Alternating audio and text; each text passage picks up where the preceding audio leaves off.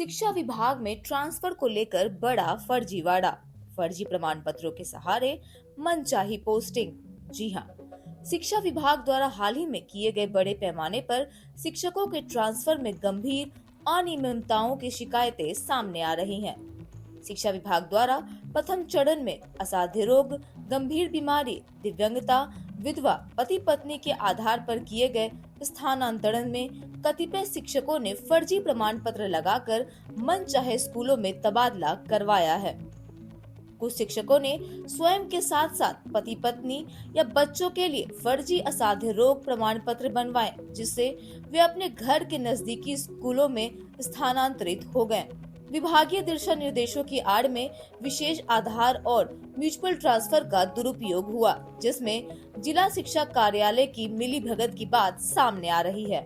सामने आए तथ्यों के आधार पर कहा जा रहा है कि मुजफ्फरपुर में कार्यरत एक नियमित शिक्षिका को पहले कल्याणपुर प्रखंड अंतर्गत भगीरथपुर स्थित एक विद्यालय में दूरी के आधार पर स्थान ट्रांसफर किया गया। पुनः उक्त शिक्षिका का पारंपरिक ट्रांसफर उसके घर से सटे शहर के एक प्राथमिक विद्यालय में कर दिया गया, जबकि उस प्राथमिक विद्यालय में कोई नियमित शिक्षक पूर्व से कार्यरत थे ही नहीं। जब दोनों विद्यालय में समान कोटि के शिक्षक मौजूद नहीं थे, तो पारस्परिक ट्रांसफर कैसे किया गया, यह जांच का विषय है। इस फर्जी ट्रांसफर के पीछे विभाग की मिलीभगत की बात सामने आ रही है।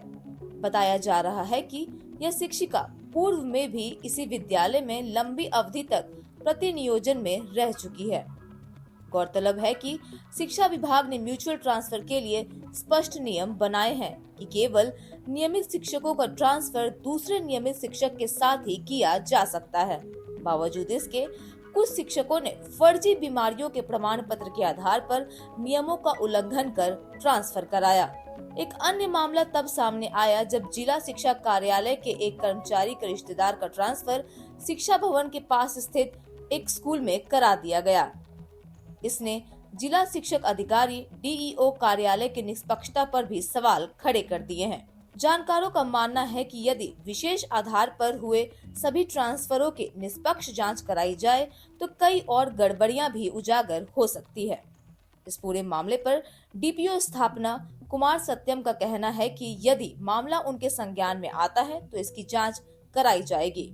साफ यह मामला शिक्षा विभाग की कार्यप्रणाली और पारदर्शिता पर गंभीर सवाल खड़े करता है, जिसे दूर करने के लिए निष्पक्ष जांच और कड़ी कार्रवाई आवश्यक है। फिलहाल तो इस रिपोर्ट में इतना ही। बिहार की ऐसी लेटेस्ट खबरों से अपडेट रहने के लिए आप देखते रहिए सुदर्शन बिहार।